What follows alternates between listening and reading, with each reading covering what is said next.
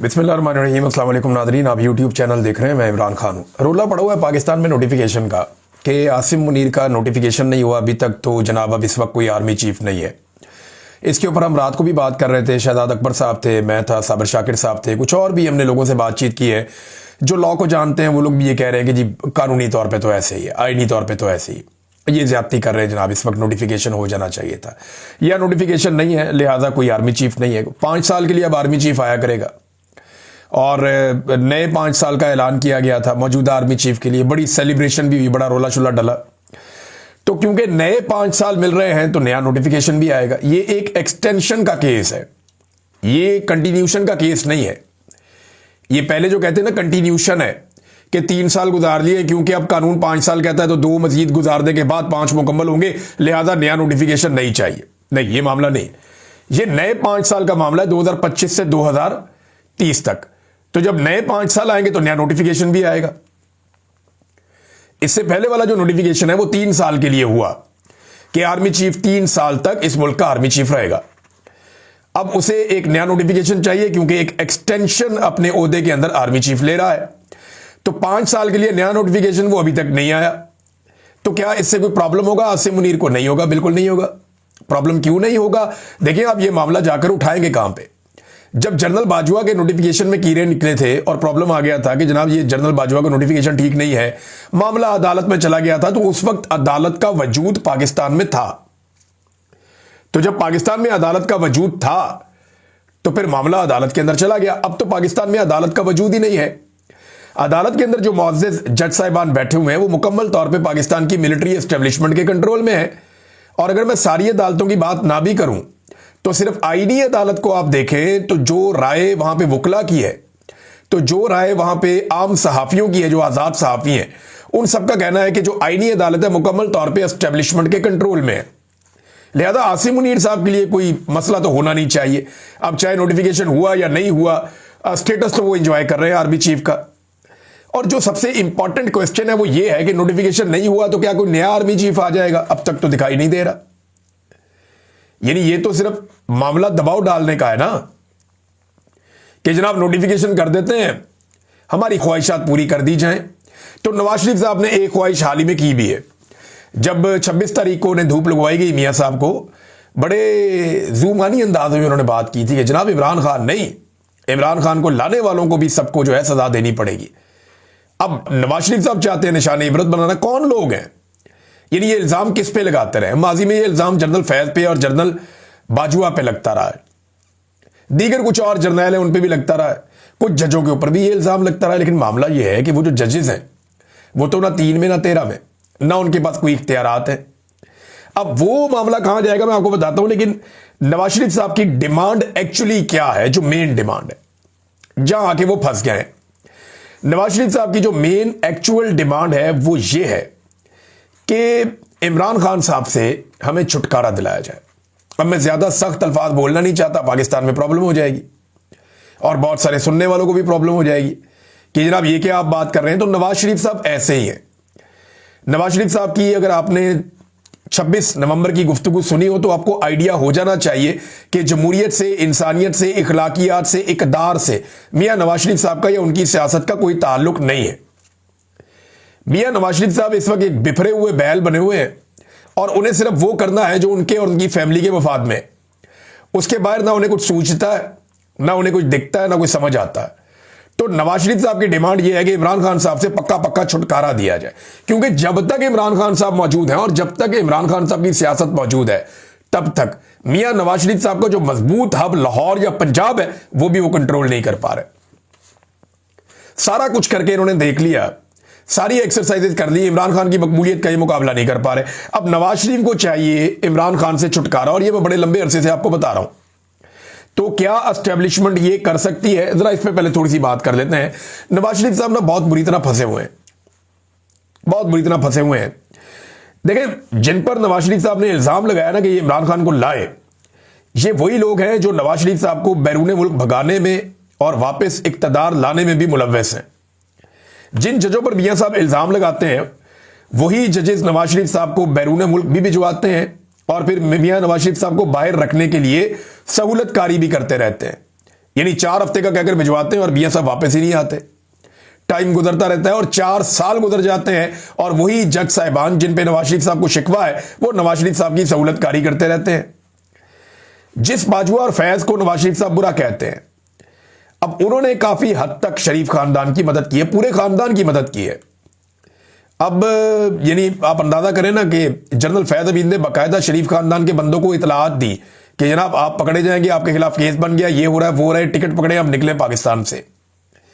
कई लोगों की जनरल फैज हमीद ने बहुत मदद की थी। ये अब ढकी चुकी बात नहीं है, बहुत सारे जर्नलिस्ट और बहुत सारे सोर्सेज ये बातें बता चुके हैं। और फैज हमीद के शरीफ खानदान के साथ भी ताल्लुकात थे, इमरान खान के साथ भी ताल्लुकात थे, ये हर जगह खेलते थे जैसे एक जर्नैल का तरीकाकार होता है। फिर जनरल बाजुआ के ऊपर ये इल्जाम लगाते हैं, तो जनरल बाजुआ के दौर में अगर नवाज शरीफ साहब इलेक्शन हारे तो नवाज शरीफ साहब को बाहर निकालने में भी उसी दौर में मदद मिली। फिर इमरान खान साहब को निकालकर रेजीम चेंज ऑपरेशन भी जनरल बाजुआ के दौर में हुआ। तो अगर आप जनरल बाजुआ को एक जुर्म में पकड़ेंगे तो दूसरा भी पता चलेगा।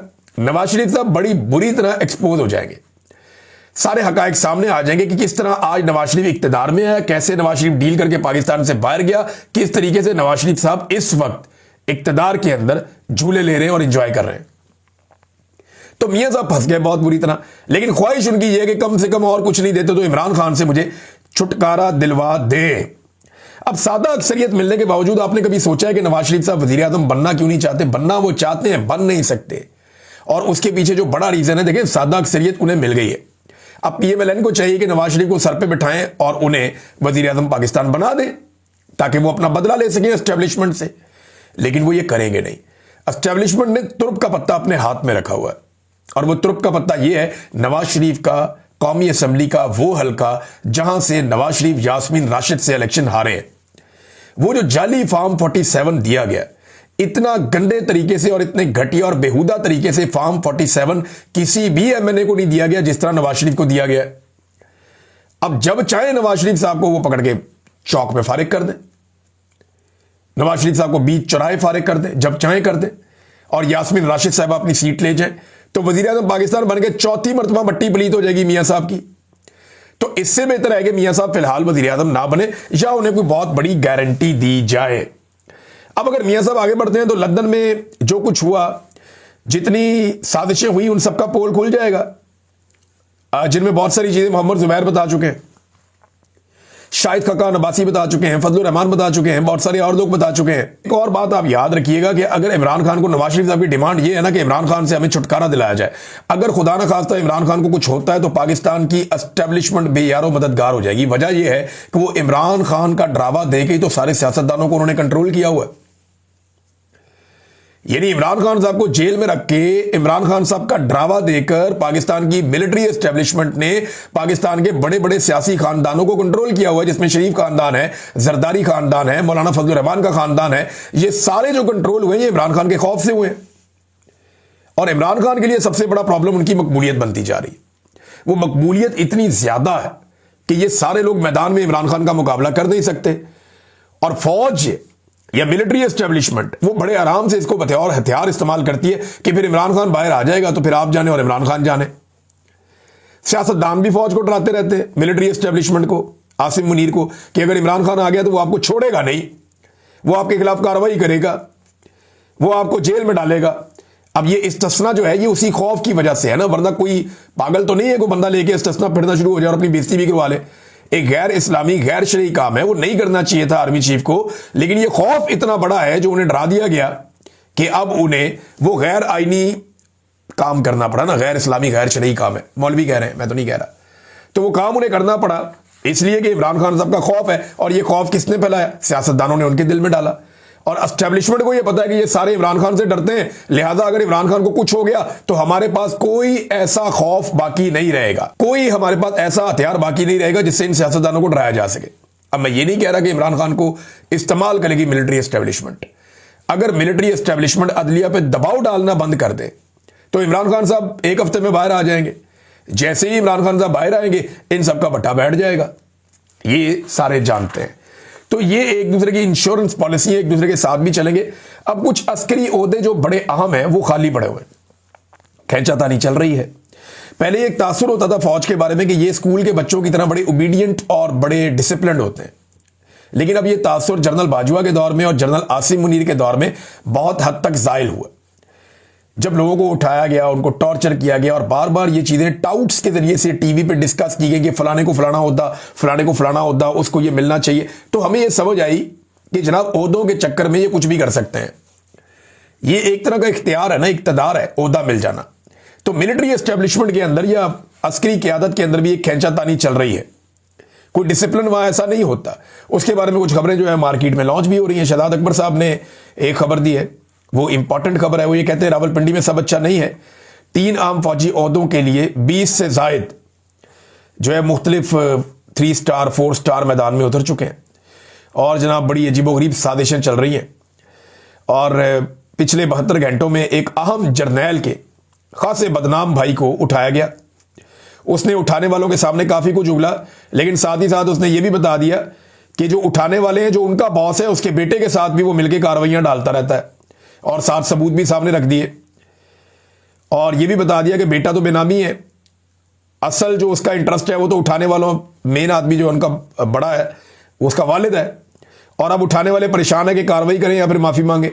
तो इस किस्म की अंदरूने खाना साजिशें भी चल रही हैं बकौल शहजाद अकबर साहब के।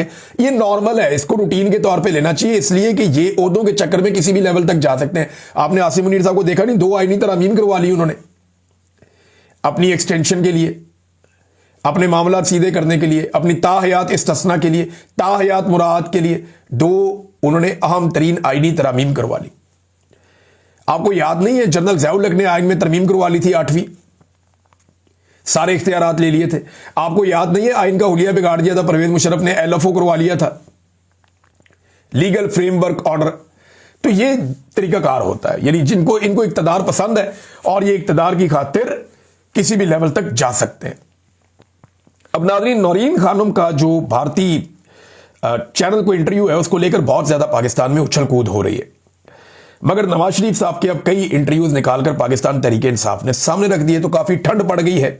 अब नौरीन खानम के और नवाज शरीफ के जो इंटरव्यूज इंडियन मीडिया को हैं, या इन दोनों का इंडियन मीडिया को लेकर या इंडियंस को लेकर फर्क क्या है, मैं चंद चीजें आपके सामने रखता हूं और फिर आप देखिएगा कि किसके साथ क्या हुआ।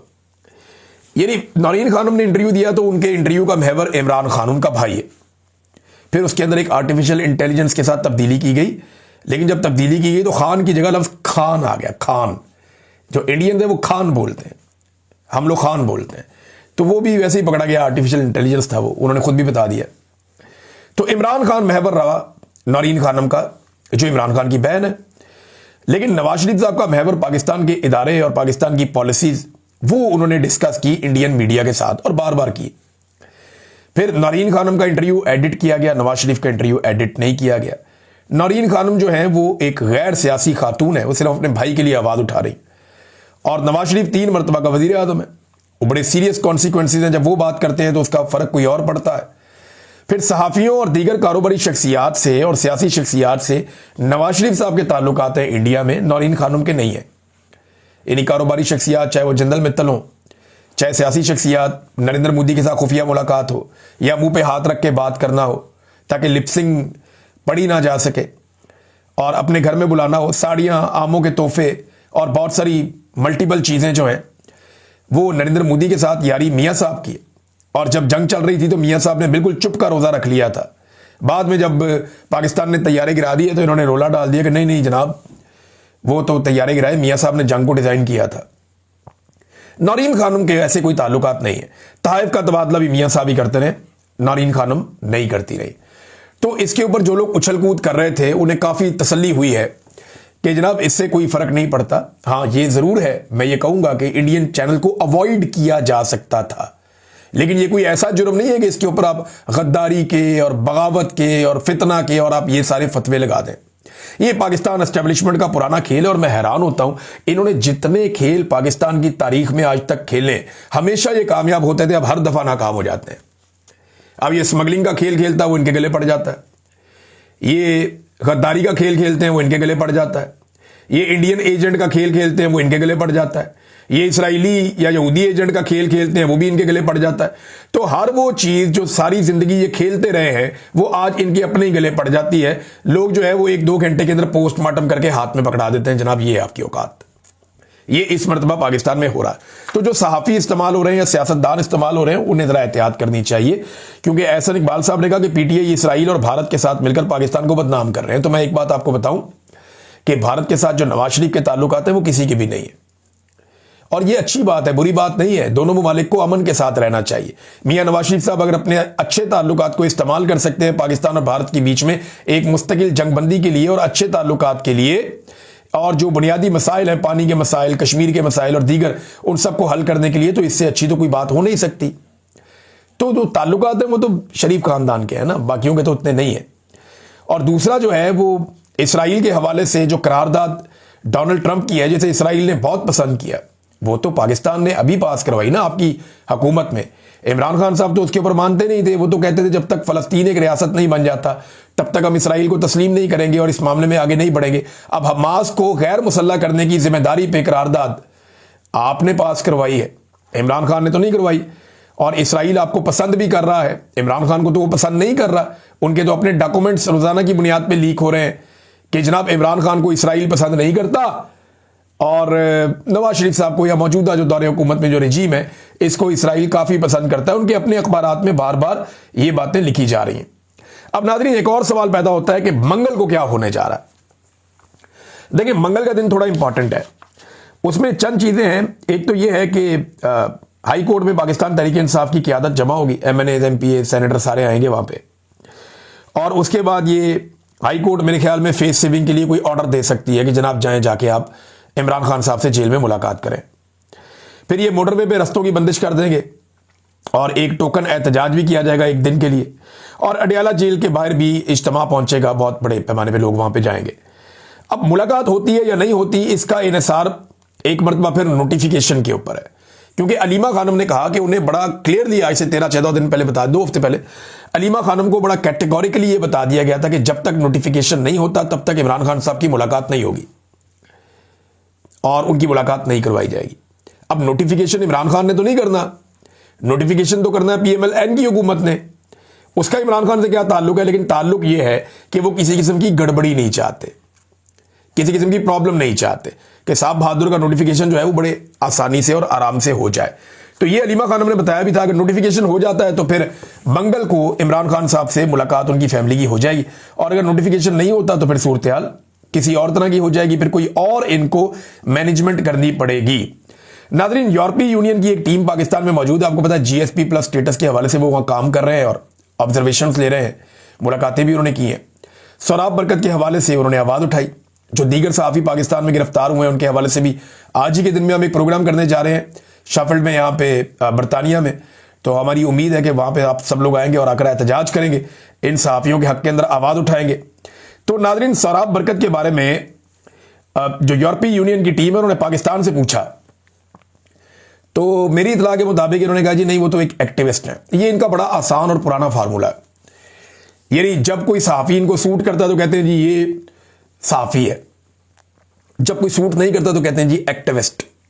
कई सहाफ़ी जो माजी में इनको सूट करते थे, यानी हमें अच्छी तरह याद है कि शरीफ खानदान, ये जरदारी, ये लोग हमारे जनाब माथे चूमते थे, खुश होते थे कि जनाब आप लोगों ने मुशर्रफ के खिलाफ क्या कमाल कर दिया। फिर एक वक्त आया कि बहुत सारे सहाफ़ी इनको बुरे लगना शुरू हो गए। वजह यह है कि आज दोबारा हम बात कर रहे हैं आइन की सरबुलंदी की, आज दोबारा हम बात कर रहे हैं कि आप डिक्टेटर के साथ ना चलें। कल आप डिक्टेटर के खिलाफ थे, हम आपके साथ थे, आज आप डिक्टेटर के साथ हैं तो हम आपके खिलाफ क्यों ना हो। तो ये फैसला करते हैं अपने फायदे और नुकसान को देखकर कि ये सहाफ़ी है या नहीं है। और अगर कोई आदमी जो है वो इनके मुखालिफ बात कर रहा है या इनको आईना दिखा रहा है तो ये कहेंगे ये एक्टिविस्ट है। ये अरशद शरीफ को भी यही कहते थे, मुझे भी यही कहते हैं, बाकी को भी यही कहते हैं, सोराब बरकत को भी यही कह दिया, कोई नई बात नहीं है। लेकिन उन्होंने मीडिया से तस्दीक की और उनको पता चला कि ये तो जर्नलिस्ट है। तो ये मामला यार रुकेगा नहीं है, अभी और उठेगा। अभी आप देखिएगा, इसके ऊपर मजीद जगहों पे भी हम आवाज़ उठाएंगे और कश्मीर में बड़ी ज़ोरदार आवाज़ उठ रही है।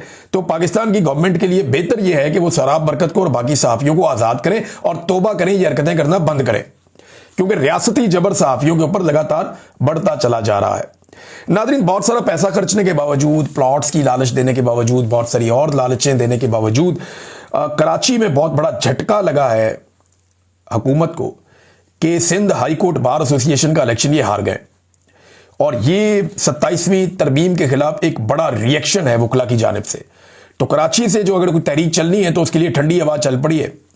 लाहौर बहुत इंपॉर्टेंट है इस सूरत हाल में, लाहौर, रावलपिंडी, इस्लामाबाद, ये चंद जगह बड़ी इंपॉर्टेंट है। अगर लाहौर में चल जाती है तहरीक और लाहौर के अंदर वकला इकट्ठे हो जाते हैं और मजबूती से खड़े हो जाते हैं 27वीं आईनी तरमीम के खिलाफ, तो इसका इंपैक्ट कैपिटल पे, इस्लामाबाद पे आएगा। रावलपिंडी, इस्लामाबाद में जब इसका इंपैक्ट आया तो फिर आप देखिएगा कि पेशावर और कोयटा और हर जगह से आपको आवाजें आएंगी और बहुत तेजी से वकला तहरीक खड़ी होना शुरू हो जाएगी। बहरहाल कराची में एक बड़ी कामयाबी मिली है हुकूमती इत्तेहाद के खिलाफ अपोजिशन को, और उन्होंने वहां पे क्लीन स्वीप कर दिया है। नादरीन, हरीपुर की धांधली जो है वो एक के बाद एक करके एक्सपोज हो रही है। तैमूर सलीम झगड़ा साहब ने सारे के सारे फॉर्म 45 सामने रख दिए। उन्होंने कहा जी कोई फर्क नहीं है हुकूमत के और हमारे इन फॉर्म 45 में, बल्कि उन्होंने ये बताया कि इलेक्शन कमीशन आज तक फॉर्म 45, 46 और 48 जारी नहीं कर सका। 602 में से 599 फॉर्म 45 के मुताबिक पीटीआई उम्मीदवार को 1,49,782, जबकि बाबर नवाज को 1,24,686 वोट मिले। यूं 25,000 से ज्यादा की लीड जो पाकिस्तान तहरीक इंसाफ के उम्मीदवार के पास थी, और 67% पोलिंग स्टेशन पे पीटीआई आगे थी। लेकिन बाद में इसको तब्दील कर दिया गया और जीत को हार में बदल दिया गया, और 28% उनकी जीत की परसेंटेज रह गई 67% से कम होते होते। अब रिकॉर्ड कुछ और कह रहा है और election commission of Pakistan form 47 में कुछ और कह रहा है। तो वो कह रहे हैं जी हमारे पास हर स्टेशन के अंगूठों और दस्तखतों और एजेंट्स की तस्दीक शुदा असल कॉपियां मौजूद हैं, और ये बाकायदा उन्होंने जारी कर दी है सोशल मीडिया के ऊपर, आप जाकर देख सकते हैं।